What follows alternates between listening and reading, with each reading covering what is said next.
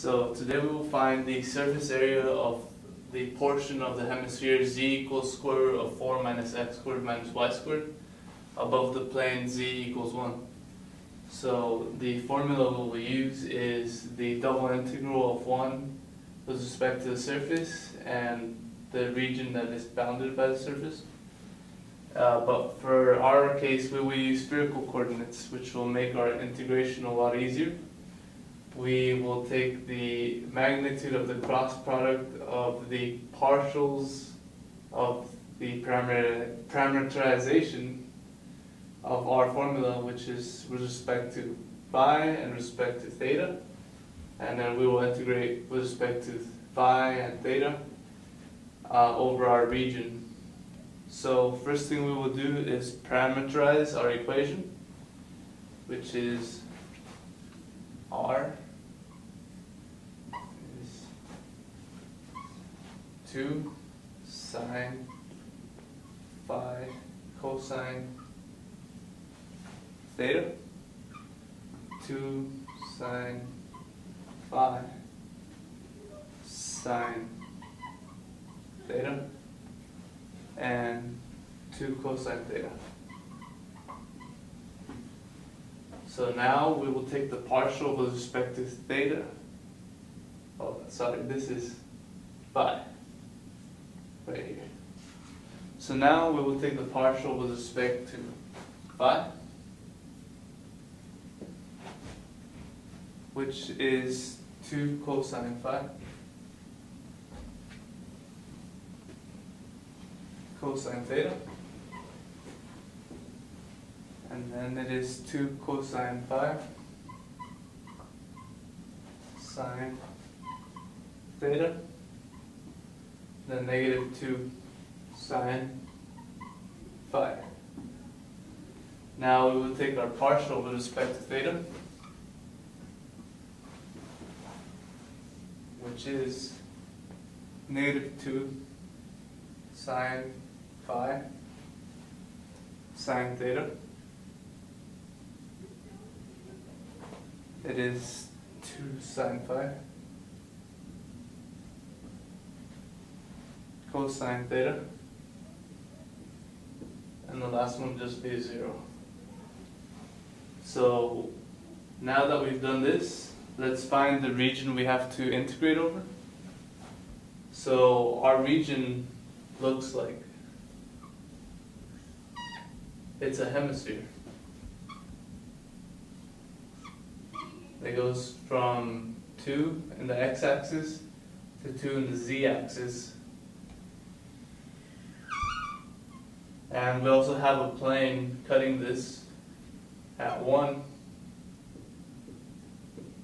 So if we draw a line from the origin to where these two intersect, we could find our angle phi.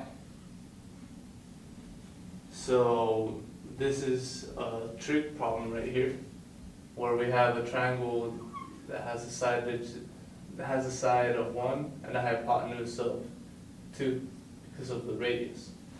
So now this will just be cosine of phi equals 1/2, and phi will turn out to be pi over 3. And now that we found phi, we also know that pi will go all the way around because it's a hemisphere. So theta will go all the way around because it's a hemisphere. So theta will go from 0 to 2 pi, and phi will go from 0 to pi over 3. So now that we found our parameterization and our region, we will be ready to cross these two. So now we are ready to cross these two, and we have our matrix ready. So this will turn out to be 4 sine squared phi cosine theta. Then 4 sine squared phi sine theta.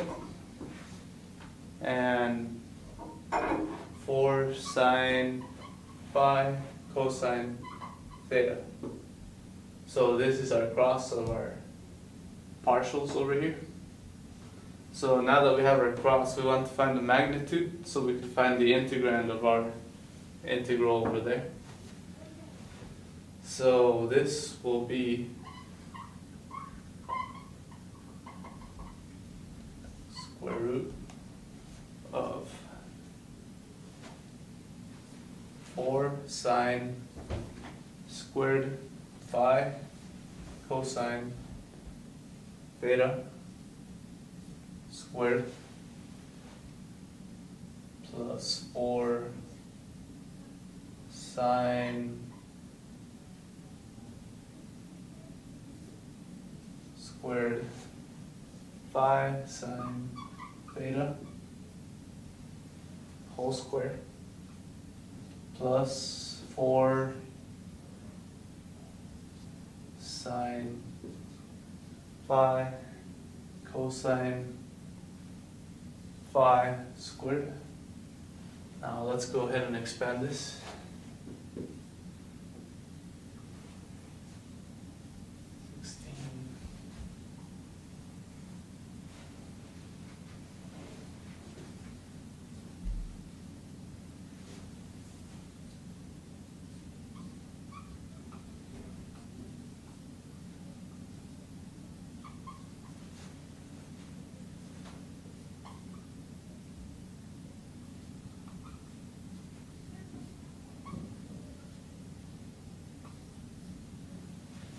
So now let's go ahead and simplify this out.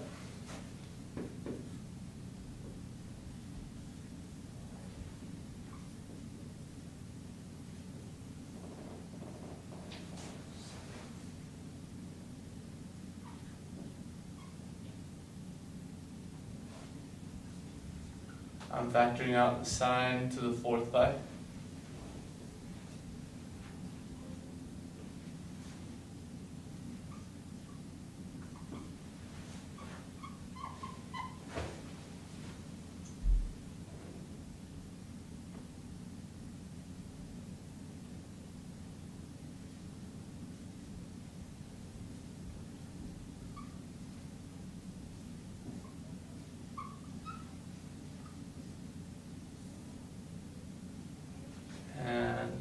Let's go ahead and pull out a 16 here.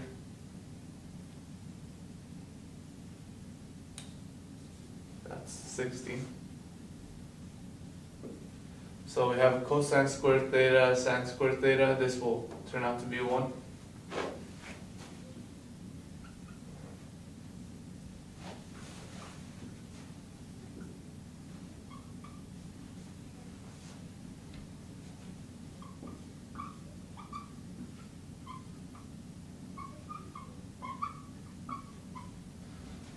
Now we will factor out a 16 sine squared phi.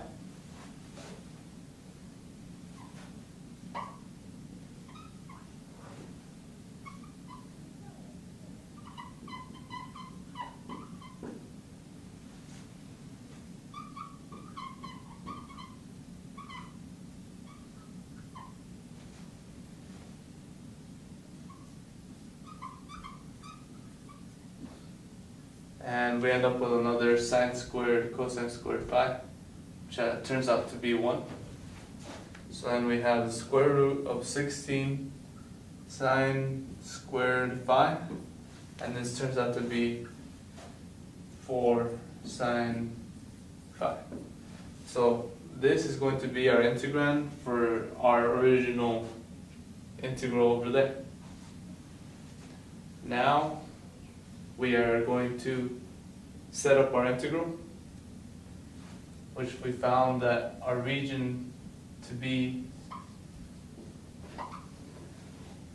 phi is from 0 to pi over 3, and theta is from 0 to 2 pi. And our integrand is 4 sine theta. I mean, not theta, phi. Sine phi. Okay. So now we are going to integrate with respect to phi.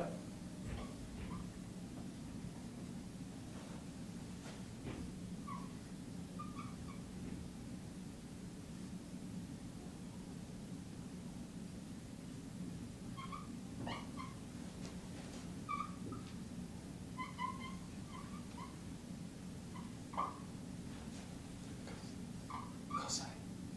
Oh. Cosine.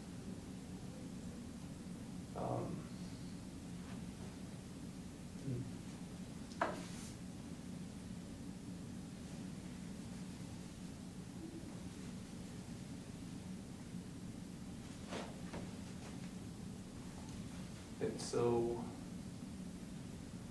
I was supposed to end up with a cosine right here. Right, so Yeah.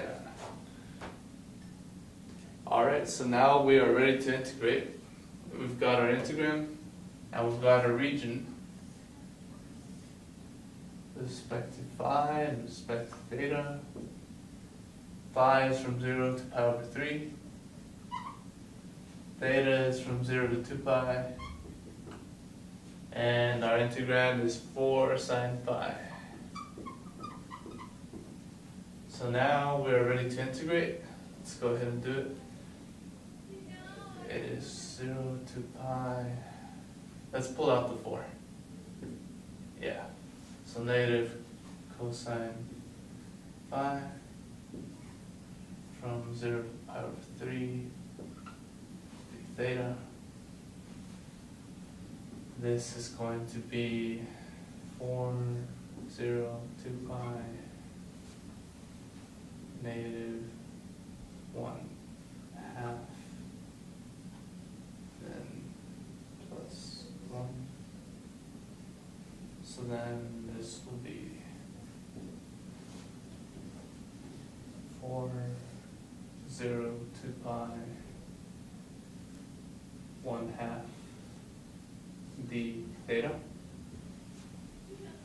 and then 4, 1 half theta from 0, 0 to 2 pi, which will now be 4 pi. And this is our surface area.